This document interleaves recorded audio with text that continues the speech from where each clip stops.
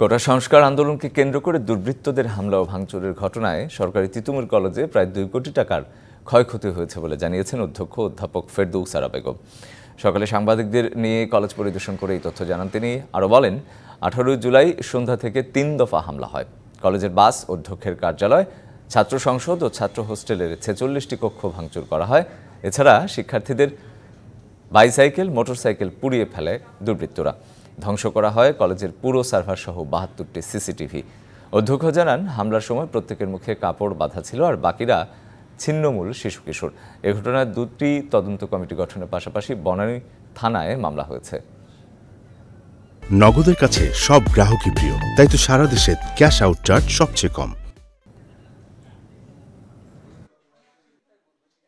আমাদের ডেডিকেটেড একটা server line ছিল, ইন্টারনেট, সেটি ধ্বংস করেছে। আমাদের সিসি ক্যামেরা, হার্ড ডিস্ক সহ প্রায় 2 কোটি টাকার জিনিস আমাদের ক্ষয়ক্ষতি হয়েছে। আমরা একটা মামলা করেছি এবং আমাদের কলেজে আমরা একটা তদন্ত কমিটি করেছি 5 সদস্য বিশিষ্ট, এবং আমাদের ক্ষয়ক্ষতির পরিমাণ নিরূপণ করার জন্য 5 সদস্য বিশিষ্ট আরও একটা কমিটি করেছি। আমরা 2টো কমিটি করেছি।